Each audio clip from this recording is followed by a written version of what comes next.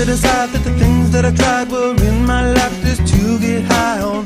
When I sit alone, come get a little known, but I need more than myself this time. Step from the road to the sea to the sky, and I do believe that we rely on. When I lay it on, come get to play it on, all my life to sacrifice. Hey, oh.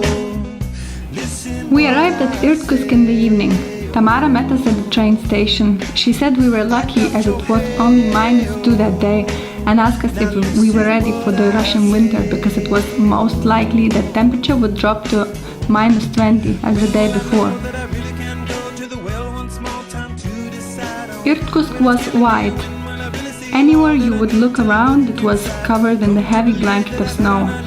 We stayed in the Tamara's house for a couple of days, and every day she would surprise us with the breakfast and dinner, which she cooked using fresh vegetables, mushrooms and frozen berries from her garden. We loved her pancakes served with wild strawberry jam, which again she made by herself. She was such a nice lady, and we felt lucky to meet her. The more I see, the less I know, the more I like to let it go. Hey, oh, whoa, whoa. 5 days later, we went to see Lake Baikal. It's world's oldest and deepest freshwater lake. It contains 20% of all fresh running water on the planet. It stays frozen for over 5 months of the year. Russian people drink this water just straight from the lake, and they think it has a healing power. In between the cover of another perfect wonder, and it's so white as snow. Lake Baikal is a home for loads of fishes, and the most famous is omel. You can buy it at the fish market from the local fishermen and take it to the nearest restaurant and eat it. No one is mind that you're bringing the fish from outside to their restaurant, because people understand that it's too cold to eat it outside. They even will give you a plate and the cutlery so you can enjoy it more. We ate omel every day. Hot smoked, cold smoked, fresh, with a little bit of onion and oil, steamed, you name it. It's so good.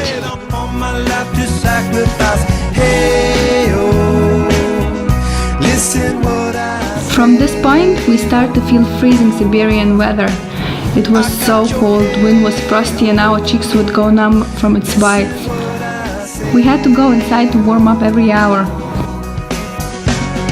The more I see, the less I know, the more I like to let it go. Hey, oh, whoa. We left Russia behind and arrived at Ulaanbaatar on Sunday morning.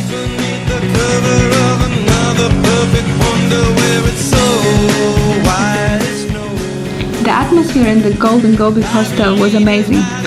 No one wanted to go out in -30 until we got drunk, of course. In between the cover of another perfect wonder where it's so wide.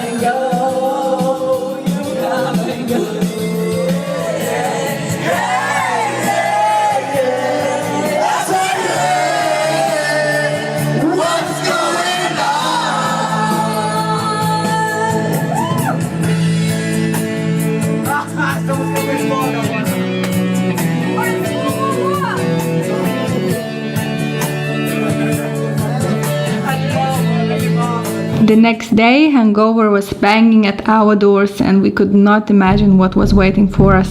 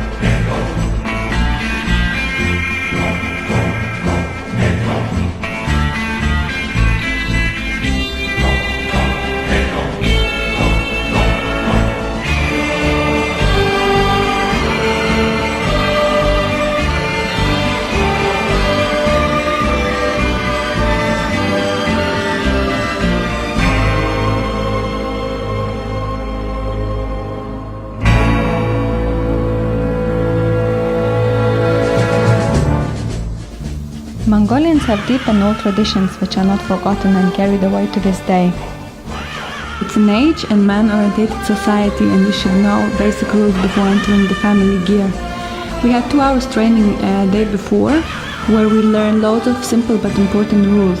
Like, for example, you must know that the door is always at the south, and there are loads of rules how to enter the gear, where to sit, how to move inside.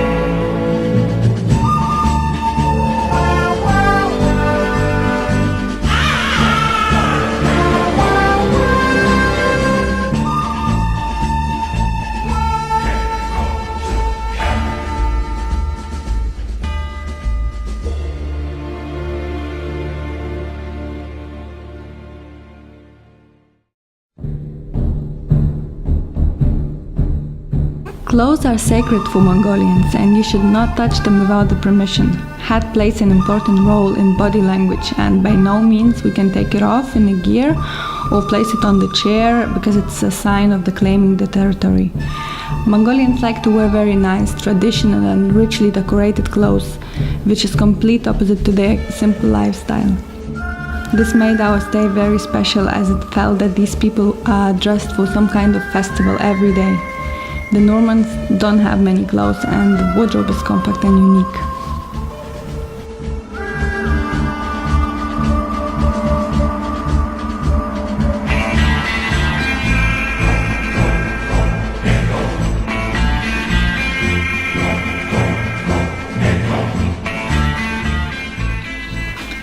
Mongolia was challenging with its cold temperatures dropping to -40 degrees at the night time, and wild wolves parading around our gear, though at the same time it was magical with its landscapes, colors and the perfect everlasting silence. Trying to live for a couple of days with the people who use frozen rivers as highways, melt the ice to make their cup of tea, and live in the land soaked with the silence was an unforgettable experience. We were in Mongolia, and at that time it was the only place we wanted to be.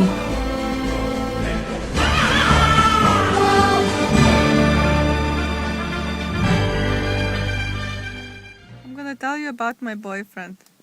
He brought me to the forest in the middle of the desert.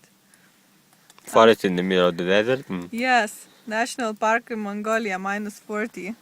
I'm sleeping on this kind of amazing mattress. Bouncing. I had lunch today. Thank God you had lunch. This is my central heating. This is how much left wood we have. And we have another, what, amore, 7 hours to go? No, it's more. 10. 10 hours to go. Amazing. Okay, our gear, you can see. It's gear, by the way. Gear. I can see grass on the floor. I can hear horse in the other side. Cows. Wolf. And again, the bed is amazing. I had And no the door is shower not for closed. 2 days. Have to go and shit in a hole in the little house of tree. It's beautiful, like a honeymoon. Thank you, baby.